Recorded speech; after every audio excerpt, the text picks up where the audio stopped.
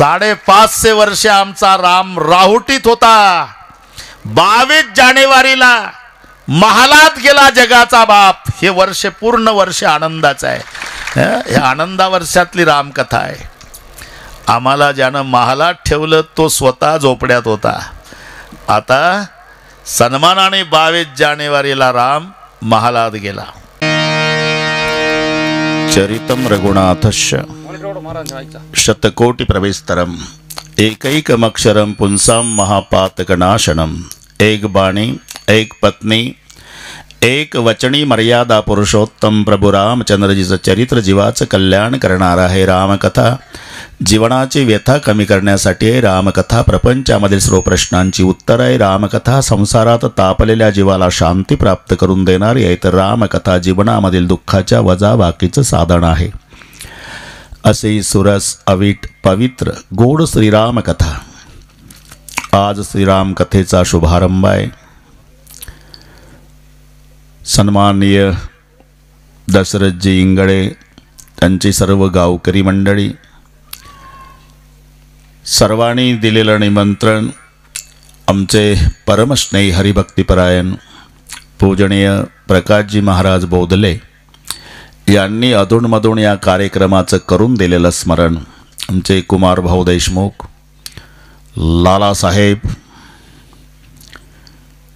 यांनी अधूनमधून या कार्यक्रमाचं स्मरण करून दिलं. त्यामुळे तुम्हा सर्वांच्या दर्शनाचा आज लाभ झाला. या संबंधाने उपस्थित अण्णा महाराज, भरत बाबा, व्यासपीठावरचे सर्व बाबा, काही बाबा गेले वाटते, दोन टिकले अजून, एक मारवाडी बाबा, ठीक आहे, सुदाम पाटील,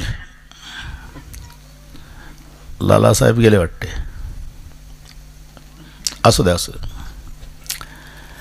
उपस्थित माझ्या माय बहिणी, वडीलधारी मंडळी, सर्व जाणते पारमार्थिक श्रोते, या सर्वांच्या एकोप्यानं कार्यक्रमाला लाभलेलं सौंदर्य, अतिशय सुंदर नियोजन संयोजक मंडळींनी केलं, त्यांना धन्यवाद. सुंदर मंडप,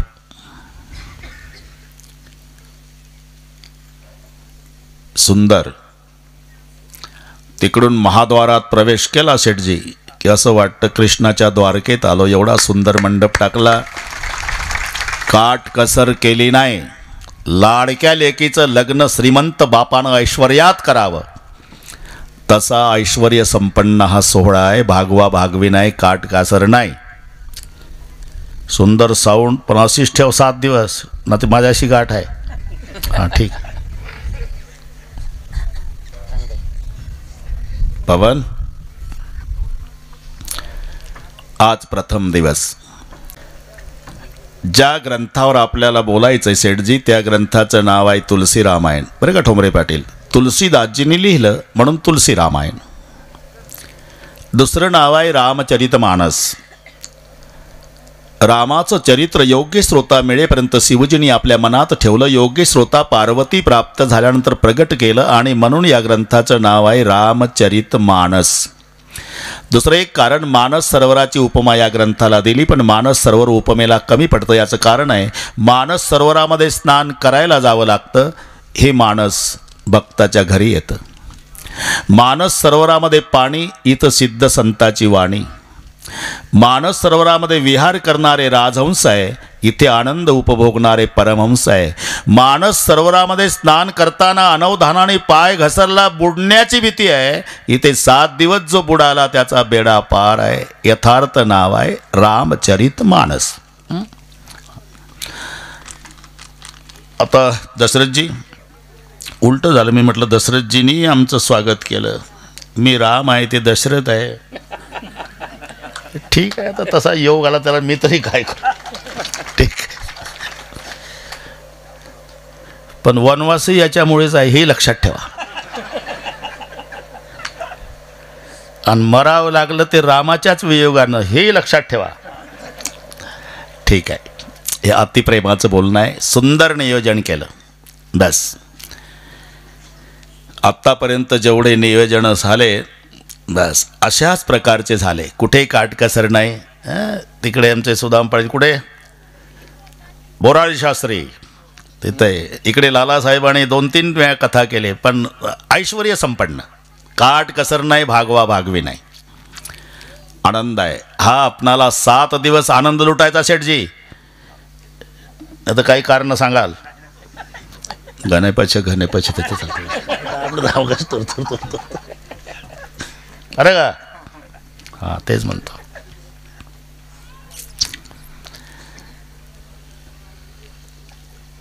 सगळे रामचरित्र, रामकथा, रामायण सर्वांना माहिती आहे.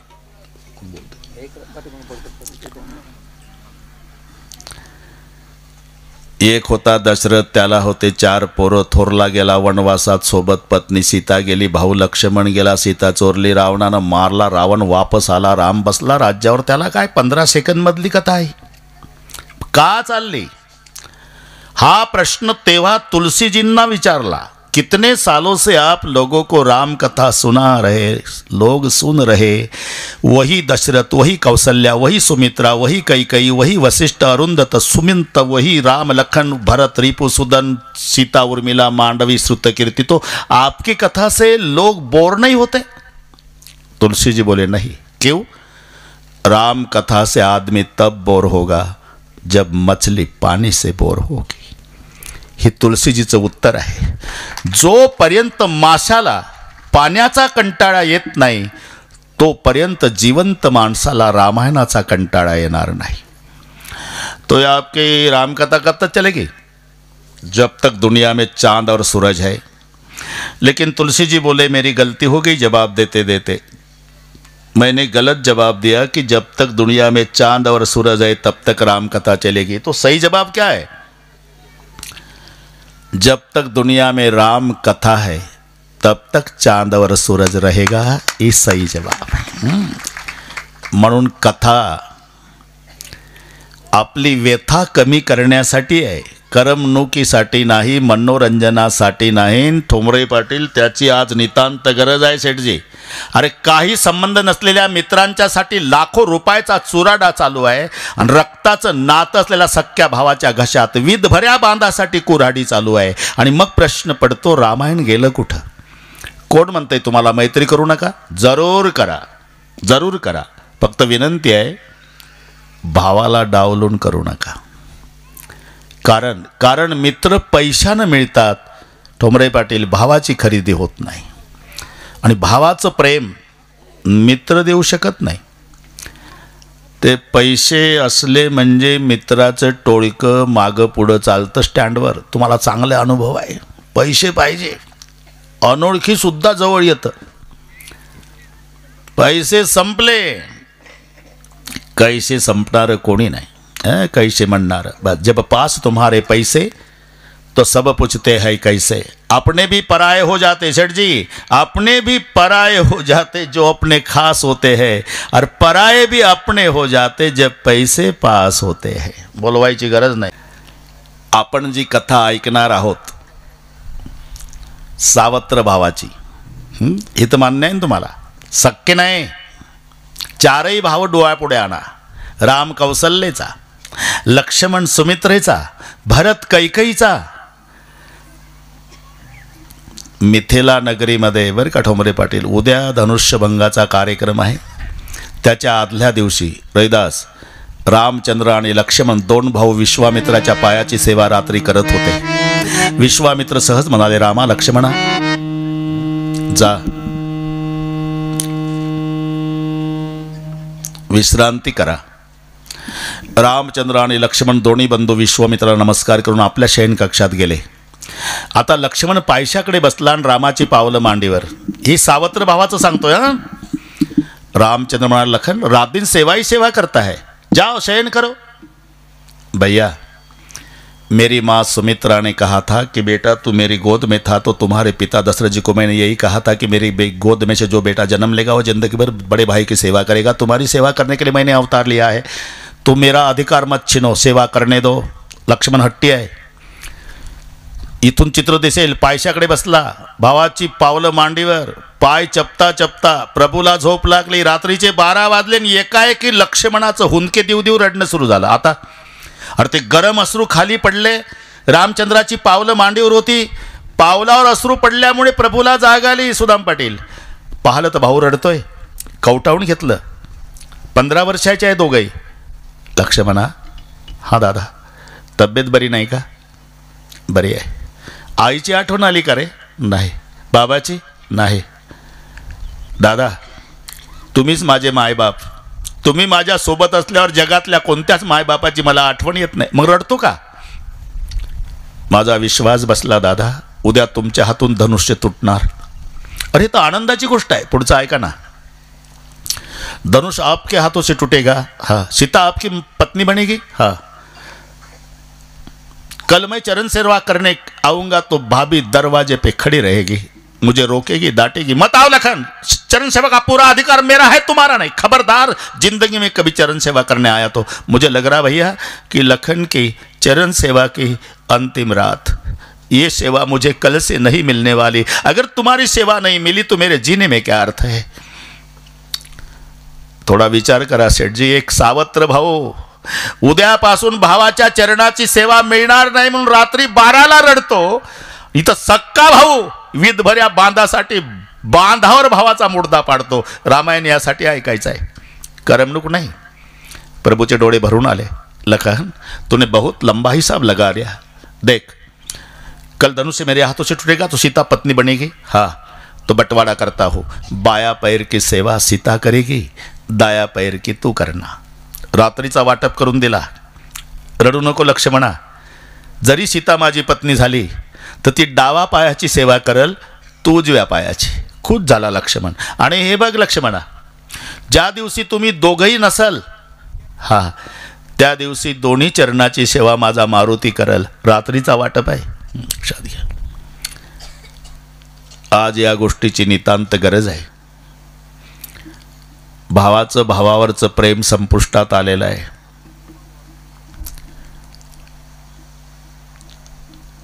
आपले मायबाप जास्त दिवस जगावे असं वाटत असेल, काहीच करू नका. फक्त भाऊ भाऊ एकमेकावर प्रेम करा. तुमचं भावाभावाचं जर प्रेम पाहिलं तर मायबाप बिना औषधाचे 10 वर्षे जास्त जगतील, हे लक्षात ठेवा. अरे ते त्यांचं टॉनिक आहे. त्यांना काय लागतं सुदाम पाटील? 2 चपात्याचं जीवन आहे. तुमचं भावाभावाचं प्रेम पाहिलं की मायबापाच्या आनंदाला पारावार राहत नाही. आणि भाऊ भाऊ रोज भांडले, 6 महिन्यात मायबाप जगाचा निरोप घेतील, हे लक्षात ठेवा. आणि म्हणून त्यासाठी रामकथा आहे, करमणुकीसाठी नाही, मनोरंजनासाठी नाही. कोणतंही कार्य निर्विघ्नपणे पार पाडण्यासाठी गणेशाला वंदन करण्याची पद्धत आहे बरं का दशरथजी. म्हणून गणपतीला वंदन तुलसीदासजी करतात. कोणी केलं, कादंबरी लिहिणारा असू द्या, नाही तर ज्ञानेश्वरी, शेतकरी असू द्या, नाही तर व्यापारी, तमाशा मंडळ असू द्या, भरत महाराज, नाही तर कीर्तनकार. आता जरी माझ्या पुढे हे सगळे लोक बसले ना, तरी यांनी तमाशे पाहिलेले आहे. कबूल करा. कबूल करायला काय हरकत आहे? यात्रेच्या निमित्तानं कमिटीत राहावं लागतं ना गावात. इच्छा नसली तरी डफावर थाप टाकली म्हणजे रात्रभर उठू देत नाही रे पवन, ते तमाशावाले. पण पहिला गण असतो, ओम नमो तुमोरेश्वरा गिरज गोवरा पिता शंकर रिद्धीच्या वरा धावगा पाव तुझ्या चरणी आमुचा भाव. हे कामापुरतं सांगतो त्यांना. तमाशा आहे का? त्यातला गण सांगितला, त्यांचाही गण आहे. नंतर गवळण, मग वग लावतात ते. कीर्तनकार सुद्धा प्रथम नमन करू गणनाथा. ज्ञान्यांचे राजे ज्ञानेश्वर महाराज आहे, हे तर मान्य आहे ना. ज्ञानियांचा राजा गुरु महाराज. पण ग्रंथाचा प्रारंभ करताना गणपतीलाच वंदन आहे. ओम नमोजी आद्या वेद प्रतिपाद्या जय जय स्वसंवेद्या आत्मरूपा देवा तोची गणेशो. या नायानं तुलसीजी सुद्धा गणेशाला वंदन. कारण गणपती विघ्नहर्ता देव आहे. बरोबर दास. ज्या घरात गणपती आहे त्या घरात सर्कस आहे. भरत महाराज, अण्णा बाबा अरे पटत नाही वाहनाचं. बाहेर गेला वाटते. ठीक आहे. वाहनाचं पटत नाही. एखाद्या घरामध्ये जर 4 भाऊ असेल गुलाबराव, तर आवडीनुसार वाहन खरेदी करते. ते मोठा बुलेट घेतो, 2 नंबर त्याची राजदूत, 3 नंबर हिरो होंडा, धाकट्याची सुझुकी आहे ना. तोच प्रकार घरात आहे गणपतीच्या. त्याच्या मम्मीचा वाघ आहे, पप्पाचा बैल आहे, भावाचा मोर आहे, याचा उंदीर आहे. इथून तर मोटरसायकली आठवणं काही खर्च आहे का याला? हे गणपती ज्या घरात आहे त्या वाहनाचा तर विचार करा. महादेवरावचा बैल, पार्वती आईचा वाघ, कार्तिक स्वामीचा मोर, याचा उंदीर, पप्पाच्या गळ्यात साप. इथून डोकं चालवा, जमते का यांचं? अरे नेहमी पार्वतीचा वाघ महादेवरावच्या बैलावर टपला, कार्तिक स्वामीचा मोर शंकररावच्या गळ्यातल्या सापावर टपला, शंकररावच्या गळ्यातला साप गणपतरावच्या उंदरावर टपला. जिथं वाहनाचं जोडत नाही. एवढंच नाही, दोघीचं रात्रंदिवस भांडण आहे. शेठजी तुमचं बरं आहे.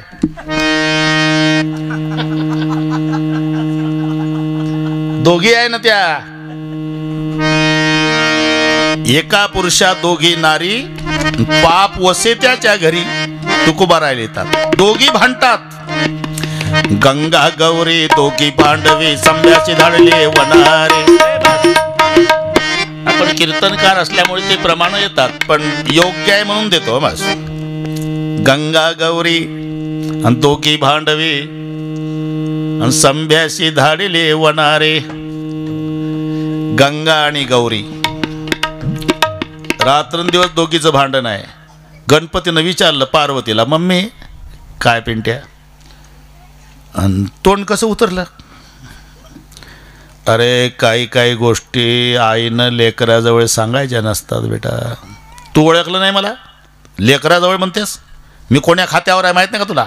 कोणतं खातं आहे? सुख करता दुःख हरता वार्ता विघ्नाची. दुःखाचं हरण करणारं खातं माझ्याकडे दिलंय मम्मी, आणि माझी मम्मी दुःखी कसं वाटत जाईल मला? काय त्या खात्याचा उपयोग आहे? अरे बाळा आता सांगतेस, हे बघ मी तुझ्या बापाची लग्नाची गंगा मागून आली. हां, अरे लग्नाची असून मी मांडीवर न ती बसली डोक्यावर. हे बरं वाटतं का रे एका घरात? मी तिथंच होतो म्हणून सांगतोय भानगडी. म्हणून गंगा गौरी दोघी भांडवी. काळजी करू नको, तिला मी खाली आणतो, गणपतराव म्हणाले. आणि गणपतराव गेले गौतम ऋषीच्या आश्रमात विद्यार्थी होऊन. जया नावाच्या दासीला सोबत गेलं. वेळ वाढवत नाही, 1 मिनिटात. जया नावाची दासी सोबत घेतली, तिला गाय केलं. ही विद्यार्थी झाले. प्रवेश गौतम ऋषीच्या आश्रमात मिळाला. गौतमाचं सामर्थ्य असं होतं, सकाळी स्नानाला जाताना भात टाकत जायचे रस्त्याने. स्नान करून वापस येईपर्यंत भाताचं पीक उगवून यायचं, कापणीला यायचं, आणि त्या भातावर दुपारचे विद्यार्थी जेवायचे. हे सामर्थ्य गौतमात होतं. आणि ही जया नावाची दासी गायीच्या रूपामध्ये भाताची शेती फस्त केली. तिकडनं गौतम ऋषी आले, पाहिलं तर भाताची शेती फस्त केलेली आहे. राग आला, दरबाची काडी अभिमंत्रित केली, फेकली गायीवर. गाय मरून पडली. निमित्त होतं, गाय मरून पडली. गोहत्येचं पाप लागलं. गौतम ऋषी उतरल्या चेहऱ्यानं आश्रमात. विद्यार्थ्याच्या रूपातला गणपतराव. गुरुजी तोंड कसं उतरलं? हे एवढ्याच उद्योगावर आहे ना. इथं मम्मीला विचारून गेलं तर तुझं तोंड का उतरलं? आता गुरुजीला तोंड कसं उतरलं? अरे माझ्या हातून गायीची हत्या झाली. उपाय आहे ना. काय? गोहत्येच्या पापातून मुक्त होण्याचा एकच उपाय आहे गुरुजी. महादेवरावच्या डोक्यावरची गंगा खाली आणा, त्याच्यात आंघोळ करा की तुम्ही पापमुक्त. हे गणपतराव निर्वे कोणतंही कार्य म्हणून वक्रतुंड महाकाय सूर्यकोटी समप्रभ निर्विघ्नं कुरु मे देव सर्व कार्येषु सर्वदा. या नयानं तुलसीजी सुद्धा गणेशाला वंदन, सरस्वतीला वंदन, सीतारामाला वंदन, गुरुदेवाला वंदन. प्रत्येकाला वंदन केल्यापेक्षा सिया राममय सब जग जाणे करो प्रणाम चोरी जुग पाणी. असं करीत भरत महाराज तुलसीचा नियम आहे, बिनु सतसंग न हरिकथा. प्रयागासारखं तीर्थक्षेत्र आहे. प्रयाग क्षेत्रात वास्तव्य करणारे भारद्वाजी नावाचे महात्मे आहे. आणि कुंभमेळा तसा माघ मेळा, दरवर्षीचा माघ मेळण्यामध्ये सगळे साधू संत एकत्रित ज्ञानाची चर्चा, शास्त्रचर्चा, आणि पूर्णाहुतीच्या दिवशी यांना भेटून निघून जातात. याही वर्षीचा माघ मेळा सगळे साधू संत भेटायला आले. शेवटी एक महात्मे आले, तेव्हा भारद्वाजी खाली उतरले.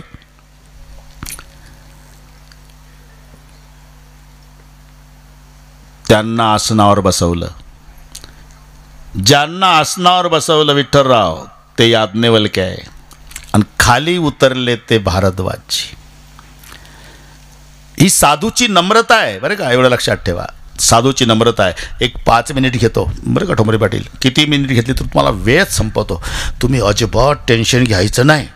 टोमॅटो वगैरे सगळे व्यवस्थित आहे. ठोंबरे पाटील टेन्शन घेऊ नका.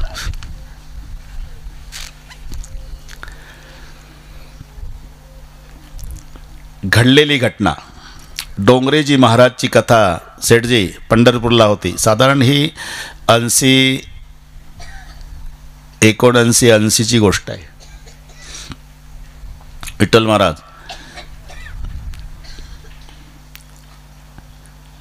4-5 दिवस सगळे पंढरपूर पागल झालं. जनसागर.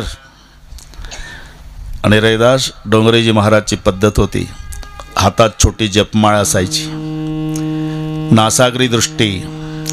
मेरा कन्हैया म्हटलं की तेही रडायचे, लोकांच्याही अंगावर शहारे झाले. सेठजी सगळे पंढरपूर पागल झालं. 6व्या दिवशी भारताचे गृहमंत्री होते शंकररावजी चव्हाण साहेब. तेव्हा कोणीतरी, साहेब 1,00,000 लोक आहे, कथा चालू आहे, भागवत कथा, आपण तिथे जाऊ भेट द्यायला. नियोजित कार्यक्रम नव्हता आणि ते समाज जमला म्हणजे येतातच नाही का सेठजी. हां बस बस धन्यवाद. हो म्हणत जा. आता भारताचा गृहमंत्री येतो म्हटल्यावर काय बंदोबस्त असेल.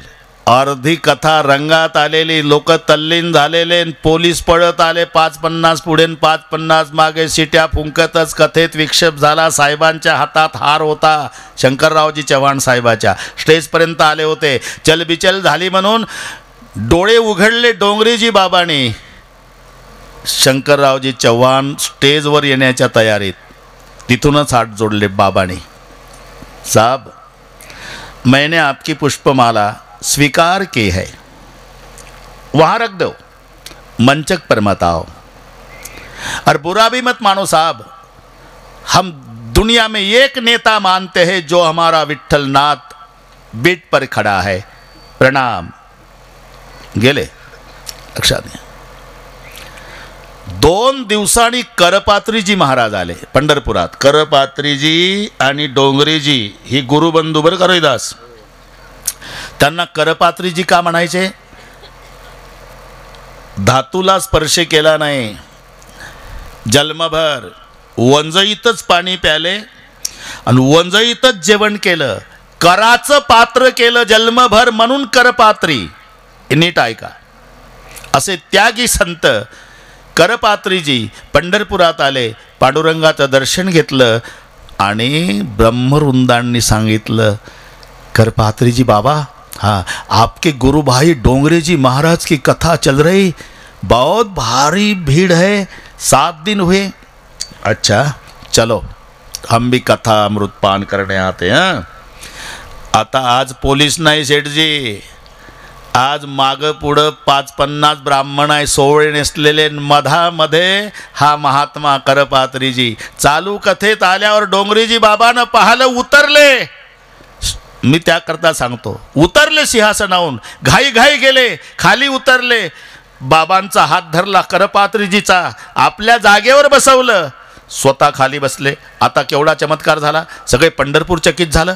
चर्चा दबक्या आवाजात सुरू झाली. 2 दिवसापूर्वी भारताच्या गृहमंत्र्याला स्टेजवर न येऊ देणारा साधू आज उतरतो काय, खाली येतो, त्या बाबाला वर नेतो, आपल्या आसनावर बसवतो. म्हणजे हा मोठा साधू असला पाहिजे लोकांचं. आता लोकांची काय अपेक्षा असते, यांनी 2 मिनिटात आशीर्वाद द्यावा, है ना. सिंहासनावर बसलेले करपात्रीजी महाराज, सगळी समाज शांत झाला आणि करपात्रीजी महाराजांनी धीर गंभीर आवाजात बोलायला सुरुवात केली. देखो भाई, मैं और डोंगरे जी बाबा गुरु भाई है. मैं विठ्ठलनाथ जी का दर्शन करने पंढरपुर आया था. वहाँ ब्रह्मवृंद ने बताया कि तुम्हारे गुरु भाई डोंगरे जी महाराज की कथा चल रही है, तो मैंने कहा चलो मैं भी कथा अमृत पान करने आऊँ. मैं यहाँ कथा श्रवण करने आया था, लेकिन उल्टा हो गया। मेरे बाबा ने मुझे सिंहासन पर बिठाया और मेरा डोंगरे जी बाबा नीचे बैठ गया। लेकिन गलती समझने में मत करो कि मैं सिंहासन पर बैठा तो बड़ा साधु और नीचे बैठा तो छोटा साधु। नहीं, निर्णय तो आपके सामने हो गया कि मेरा और डोंगरे जी का भक्ति का तराजू डोंगरे महाराज का इतना वजनदार है, नीचे बैठ गया, और मैं भक्ति में इतना हल्का हूं, मुझे ऊपर उठा लिया। ही साधूची नम्रता सांगतोय मी। आज भारद्वाजजी खाली बसतात याज्ञवल्क्यजी सिंहासनावर। किती वर्षापासून इथे राहतो बाबा, पण माझा संशय गेला नाही। नात एक संशय बडमोरे करगत वेद तत्व सब तोरे। उतनी कथा मैं नहीं, पूरा संसार जानता है। एक राम दशरथ का बेटा, त्याचा थोरला पुत्र राम दशरथाचा तो वनवासात त्याची पत्नी चोरून नेली, रावण मारला, नंतर आला राज्यावर बसायला। ही सगळी कथा मला माहिती आहे, पण माझा वेगळा प्रश्न आहे, वो वही राम है क्या जिसका सुमरन बनारस में शिवजी करते, या और कोई दूसरा राम है? नात एक संशय बडमोरे। आता हासले याज्ञवल्क्य। भारद्वाज, आपको राम कथा की पूरी जानकारी, तो मैं अज्ञान की भांति सवाल पूछ रहे, तो मैं आपको नहीं, मेरी वाणी पवित्र करने के लिए कथा सुनाता हूँ। ऐसे ही संशय की न भवानी, जसा तुम्ही मला प्रश्न विचारला असाच एकदा प्रश्न पार्वती आईनं महादेवाला विचारला, आणि महादेवानं आई पार्वतीला जी कथा सांगितली तसाचा तसा संवाद मी आपल्याला सांगणार आहे। आपण लक्षपूर्वक श्रवण करा। भारद्वाजजी, एकदा त्रेतायुगामध्ये, एक बारी त्रेता युग माई, एक बारी त्रेता युग माई, एक बार त्रेता युग माही, एक बार त्रेता युग माही, शंभु कुंभचिरी सिगाई, शंभु कुंभचिरी सिपाही, एक बार त्रेता युग माही, एक बार त्रेता युग माही, शंभु कुंभ जरिष्ठ पाए, शंभु कुंभ जरिष्ठ पाए, एक बार त्रेता युग माही, एक बार त्रेता युग माही, संग सती जग जननी भवानी, संग सती जग जननी भवानी, तुझे ऋषि अखिलेश्वर जानी, पूजे ऋषि अखिलेश्वर जाओ, एक बार त्रेता युग माही, शंभु गए कुंभगिरी सिपाही, एक बार त्रेता युग माही, कुंभ जरी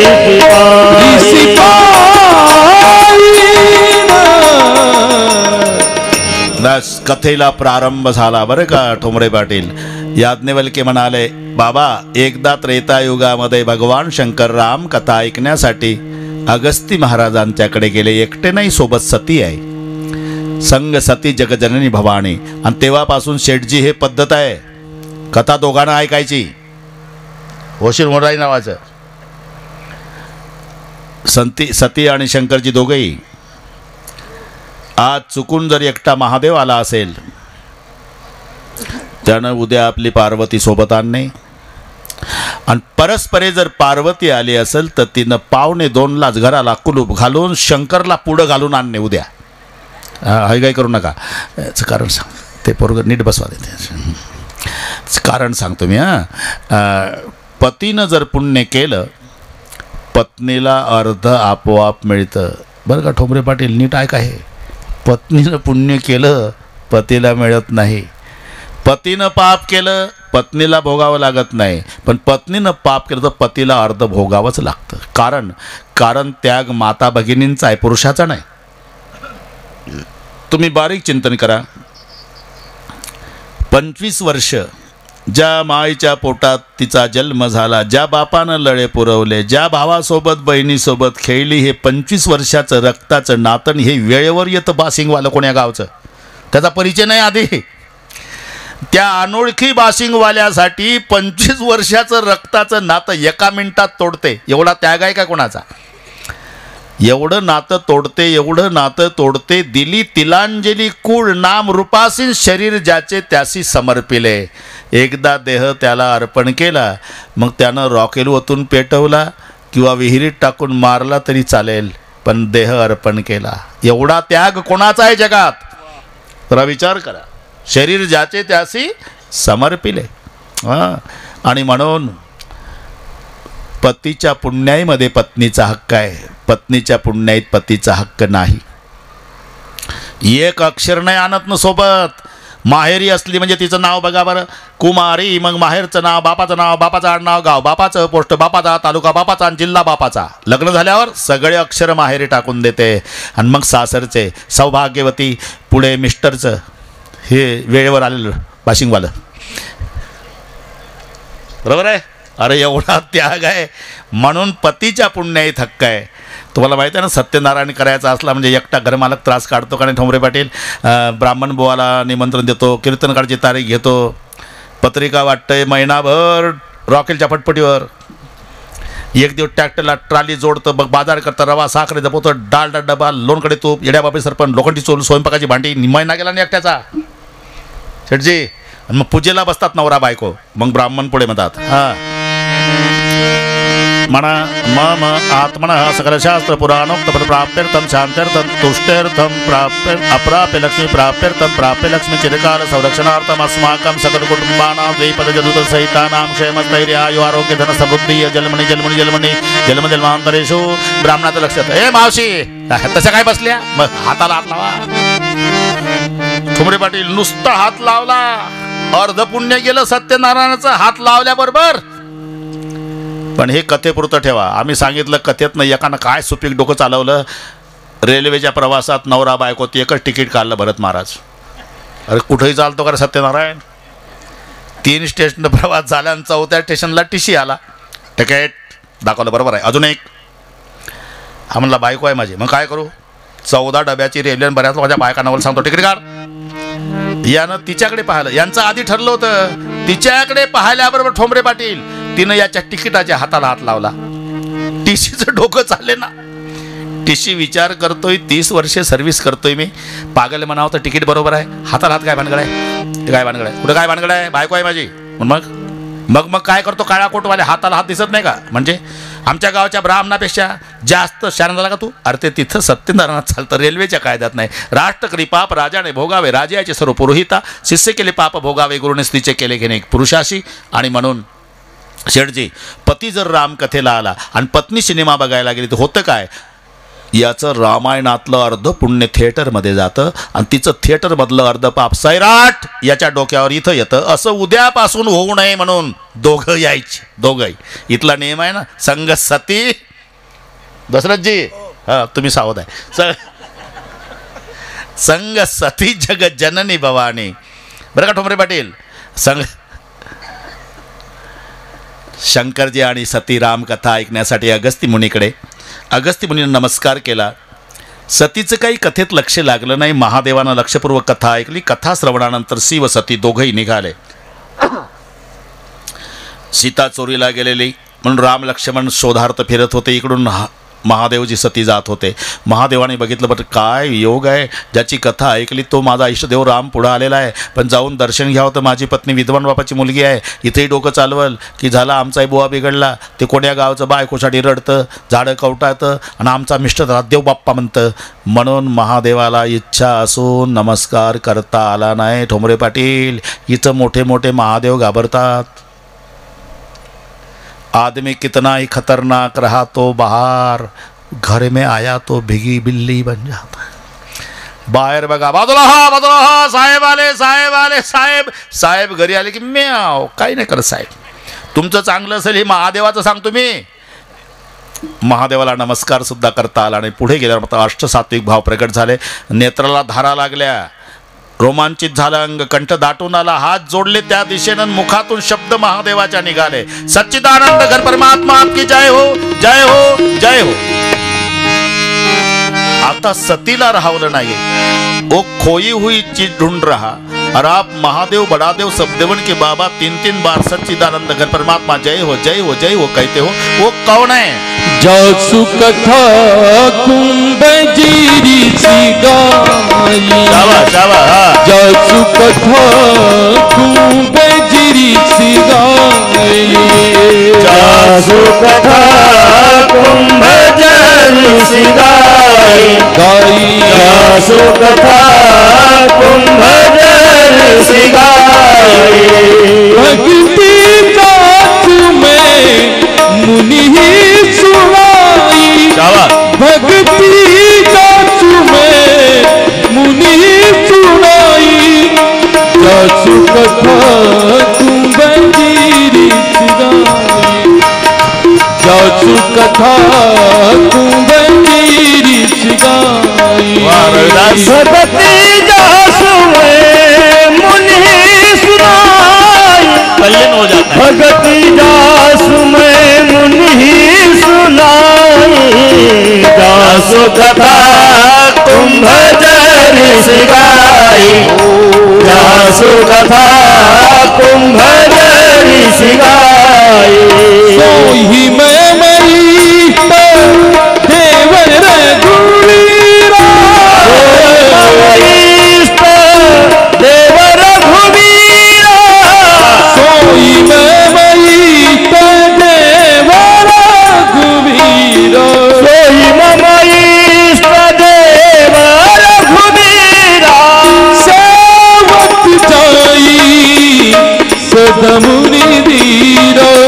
सेवक जाई सदमुनि धीरा. जासु कथा कुंभजिरी सी गाई.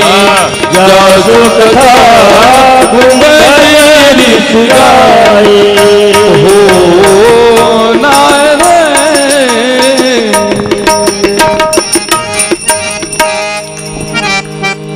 जासु कथा कुंभजरसी गाई. भक्ती जासूबाई मुनी सुनाई. सोईमय इष्टदेव रघुवीरा. आपण ज्यांची कथा अगस्ती मुनीकडे श्रवण केली ते माझं इष्टदैवत राम. राम, हाँ मुझे सच नहीं लगता क्यों? अगस्ती जी तो प्रवचन में बताते थे कि राम ब्रह्म है. हाँ, अगर ब्रह्म है तो ब्रह्म को वियोग कैसा? अरे वियोगी ब्रह्म कैसे? जर राम ब्रह्म आहे तर त्याला कळू नये आपली बायको कोणी चोरून नेली. बटलं झाडं कवटात. महादेवजी हसले. जेव्हा तुम्हारे मन अति संदेह तव किन जाई परीक्षा लेहू. जर तुला त्याचा संशय वाटतो तर जाण परीक्षा घ्यायला. मी बसतो वडाच्या झाडा सावलीत, तबल का बैठो बट छाई. बसले महादेवजी परीक्षा घ्यायला. बरं का शेठजी? सतीनं विचार केला, आता परीक्षेकरता माध्यम काय वापरावं. हा सीतेसाठी रडतोय ना, आपण सीता होऊन जावं.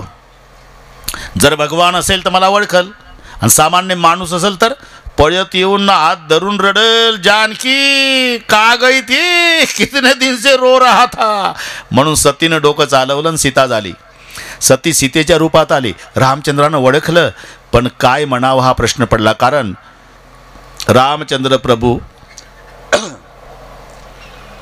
सतीला माता मानतात आणि शंकरजी सीतेला माता मानतात. एकमेकाचे भक्त आहे बरे का ठोंबरे पाटील. राम शंकराचे भक्त आहे, शंकर रामाचे भक्त आहे. म्हणून रामचंद्र प्रभू ओम नमः शिवायचं भजन करतात रामप्रभू. आणि महादेव हात वर करा. श्रीराम जय राम जय जय राम. श्रीराम जय राम जय जय राम. श्रीराम जय राम जय जय राम. श्रीराम लाजू नका. शाबास. श्रीराम जय राम जय जय राम. धन्यवाद. श्रीराम जय राम जय जय राम. वाह वाह. श्रीराम जय राम जय जय राम.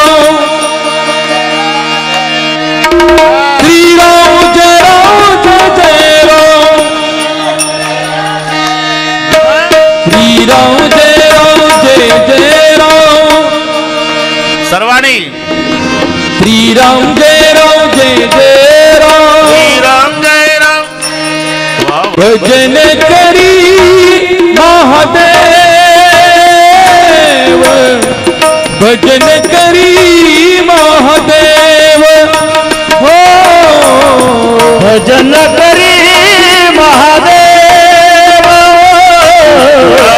भजन करी महादेव राम तुझी सदाशिव राम तुझी सदाशिव श्रीराम जय राम भजन करी महादेव हो भजन करी महादेव राम पूजी सदाशिव राम पूजी सदाशिव भजन करी महादेव देव हात वर महादेव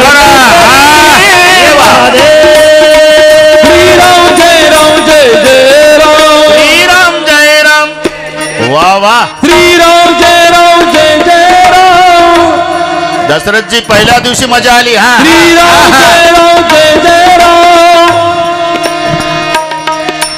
श्रीराम जय राम जय जय राम ये बा श्रीराम जय राम जय जय राम अच्छा श्रीराम जय राम जय जय राम शाबाश. श्रीराम जय राम जय जय राम श्रीराम जय राम जय जय राम श्रीराम जय राम जय जय राम श्रीराम जय राम जय जय राम श्रीराम जय राम जय जय राम श्रीराम जय राम जय जय राम श्रीराम जय राम जय जय राम श्रीराम जय राम जय जय राम श्रीराम जय राम जय जय राम श्रीराम जय राम जय जय राम श्रीराम जय राम जय जय राम श्रीराम जय राम जय जय राम श्रीराम जय राम जय जय राम श्रीराम जय राम जय जय राम श्रीराम जय राम जय जय राम श्रीराम जय राम जय जय राम श्रीराम जय राम जय जय राम श्रीराम जय राम जय जय राम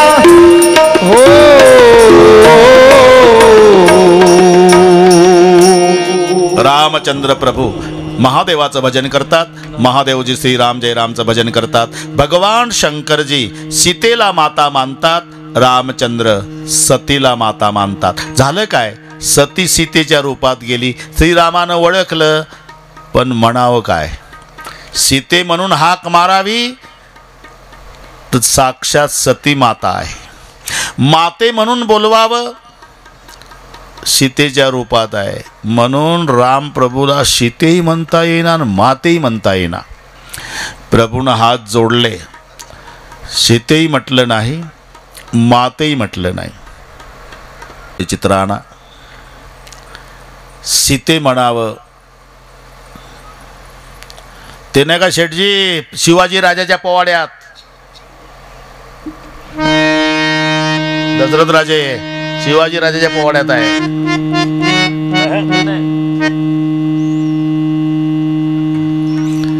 गोंधळी म्हणावं, आलं तुमच्या लक्षात. गोंधळी म्हणावं गडी जबरदस्त आहे. नाही म्हणावं वेश गोंधळ्यांचा आहे. राम राम कुठनं आला, तुळजापुराहून, बस तो प्रकार. आलं ना तुमच्या लक्षात. सीते म्हणावं जगन्माता आहे. माते म्हणावं सीतेच्या रूपात आहे. सीतेही म्हणता येणार, मातेही म्हणता येणार रामप्रभूला. म्हणून प्रभूने सीताही म्हटलं नाही आणि माताही म्हटलं नाही. नमस्कार केला आणि शब्द निघाले, मेरे पिता शंकरजी का आहे. झालं आईस्क्रीम झालं सतीचं. सतीच्या लक्षात आलं, बाबांनी मला ओळखलं, फक्त मम्मीच म्हणायचं शिल्लक ठेवलं, बाकी डॅडीचं नाव घेतलं. मेरे पिता शंकर काय. घाबरून गेली सती, भयभीत झाली, डोळे मिटले. पुन्हा उघडले तर राम लक्ष्मण सीता तिघं दिसतात. पुन्हा डोळे मिटले, उघडले. राम सीता सिंहासनावर ते सेवा करतात. पुन्हा डोळे मिटले, उघडले. राम नाही, लक्ष्मण नाही, सीता नाही. भयभीत झालेली सती महादेवाजवळ आली. महादेवजीला माहीत होतं, त्यांना सगळे कळलं ही माझी आई होऊन गेली. कारण महादेव सीतेला माता मानतात. माझ्या आईच्या रूपात गेली, पण खोटं बोलणार आहे. आल्या विचारलं, अरे कशी काय घेतली परीक्षा? कचून परीक्षा आली न गुसाई, परीक्षा वगैरे काही नाही घेतली. मग गेलती कशाला? तुम्ही इथून नमस्कार केला, मी जवळ जाऊन पाया पडली. धडधडीत खोटं.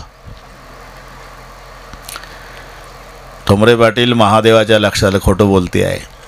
कैलासाकडे निघाले, पण मनोमन प्रतिज्ञा केली शेठजी महादेवानं, या देहात सती आहे तोपर्यंत हिच्यासोबत मी पत्नीत्वाचा संबंध ठेवणार नाही. आकाशवाणी झाली, धन्य हो शिवजी, आप जैसी प्रतिज्ञा करने वाला दुनिया में दूसरा कोई नहीं. आता विचारलं सतीनं कोणती प्रतिज्ञा केली? आकाशवाणी झाली.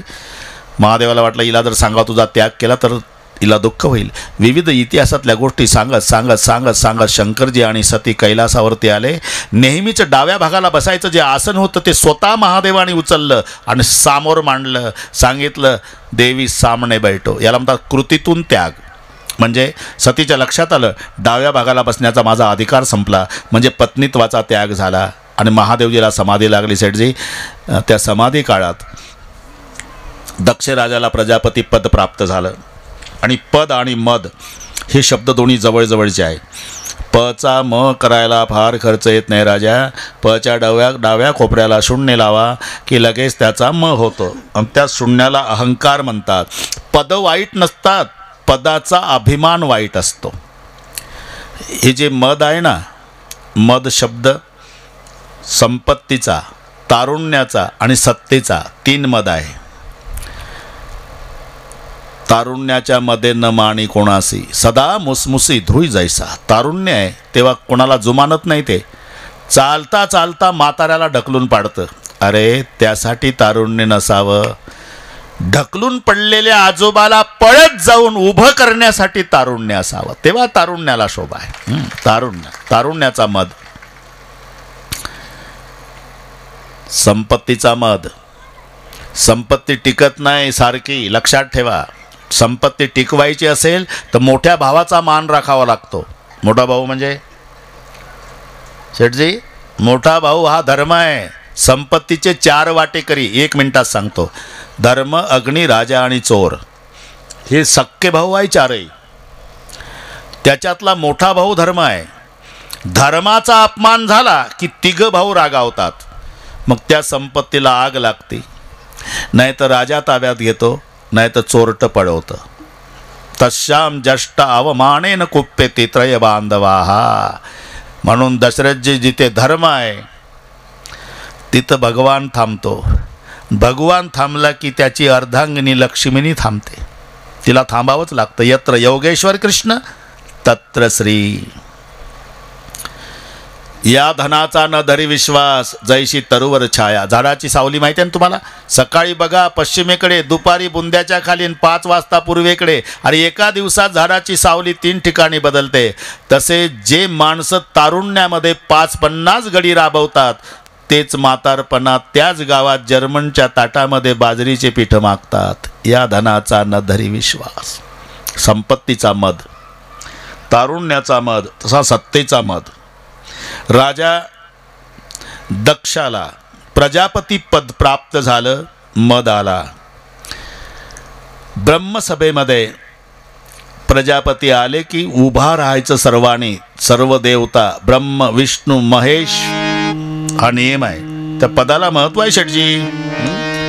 विधानसभेमध्ये साधा माणूस होता का नाही त्या पदावर?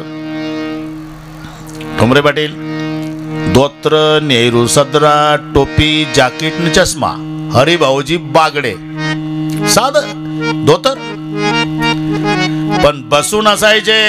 आणि आमचा नागपूरचा देवेंद्र भाऊ शर्टिंग करून तरी उभं राहूनच बोलणार.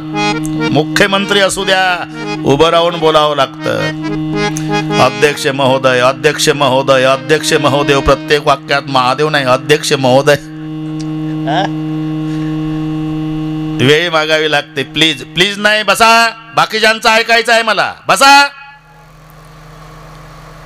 पद आहे ते. ब्रह्मसभा, जशी विधानसभा आणि लोकसभा, हे आपली ब्रह्मसभा चालू आहे. यातले प्रजापती दक्ष राजे.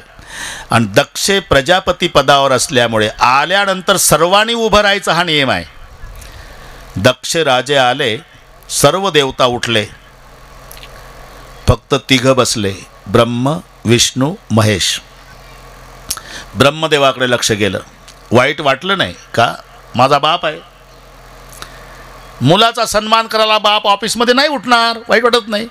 शेजारी लक्ष गेलं, विष्णू भगवान, हा तर बापाचाही बाप आहे ना विष्णू. माझा आजा लागतोय, नाही नातवाचा सन्मान करेल. पण शेजारी लक्ष गेलं तर महादेवराव, त्यांच्याकडे नात्याच्या संबंधानं पाहिलं, दैवाच्या नाही नात्याच्या. जावाई आहे पठ्ठ्याचा, मुलगी दिली याला, याला काय तकलीफ होती उभं राहायला. दशरथजी जे बोलायला सुरुवात केली, माकडाच्या डोळ्याच्या मरकट लोचन इथून प्रारंभ केला. सासरा बोलतो जावयाला सर्वाच्या समोर. अरे हे ऑफिसमध्ये 5-50 मोठे अधिकारी बसले, तिथं जर सासरा लाल डोळे करून आला आणि जर जावयाला माकडाच्या डोळ्याच्या, बरं वाटेल का? महादेवानं खाली मान घातली. माकडाच्या डोळ्याच्या भिकारड्या, मुलगी देऊन पश्चाताप झाला मला.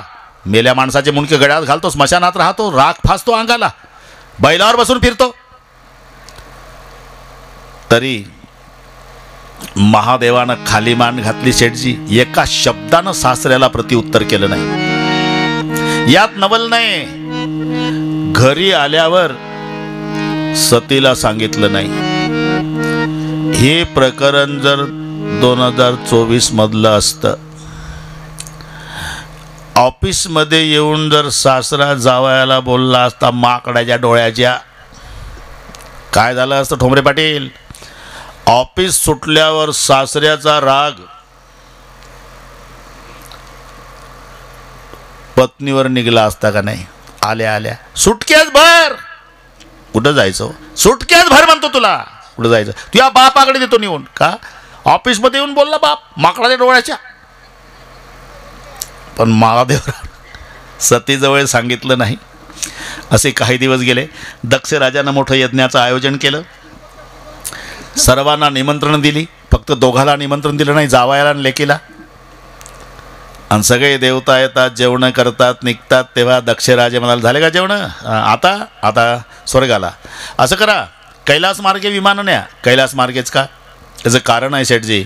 कैलास मार्गे विमानं गेली म्हणजे माझ्या जावयाला कळेल की हे माझ्या सासऱ्याकडून गुलाबजाम खाऊन येतात, आम्हालाच निमंत्रण नाही, एवढाच उद्देश. आताही गावगाड्यात ही चालू आहे पद्धत. अजून ती परंपरा आहे. महादेवरावला माहिती असते शेजारच्या नामदेवरावला पंजाबरावचं निमंत्रण नाही, हे गावगाड्यात चांगलं माहिती असते. महादेवराव जेवायला जाताना मुकाट्यानं जात नाही. शेठजी नामदेवरावला आवाज देतो, चला नामदेवराव. कुठं? पंजाबरावकडे आंबेरस आहे, हापूसच्या आंब्याचा, तूच घे ना खाऊन. 3 पिढ्या थोबाड पाहत नाही एकमेकाचा. आम्ही जखमी मिटचो तर भीक लागली का आम्हाला? जाण कुलप लावून घरादारासहित. बस तो प्रकार आहे. कैलास मार्गे विमानं न्या. आणि खरंच कैलास मार्गे विमानं आल्यावर सतीचं लक्ष गेलं. कुठं येत आहे तुम्ही? तुमच्या बापाकडून. काय तिथं? फार मोठा यज्ञ आहे. सगळे आले, तुम्हीच दिसले नाही, शंकरराव नाही दिसले. झालं यांचं काम, गेले देवता निघून. आता सती महादेवाकडे आली. ठोंबरे पाटील, आता परस्परे कार्यक्रम कसा ढकलावा हे माता भगिनीपासून शिकावं. यांचा कोण स्पेशल तास घेतं शाळेत कोणास माहीत. हे वाक्य नाही जमत पुरुषाला, ते त्यांच्याकडेच आहे. बरोबर ढकलणार कार्यक्रम मिस्टरवर. सती म्हणाली महादेवजीला, का हो काय तुमच्या सासऱ्याकडे मोठा यज्ञ आहे म्हणतात? तुमच्या सासऱ्याकडे, हिच्या पप्पाकडे नाही का? खरं सांगा, काही खर्च येतो का सरळ बोलायला? सतीनं माझ्या बापाकडे नाही म्हटलं. हे त्यांची हुशारी बा महिलांची. माझ्या बापाकडे नाही म्हटलं, तुमच्या सासऱ्याकडे मोठा यज्ञ आहे.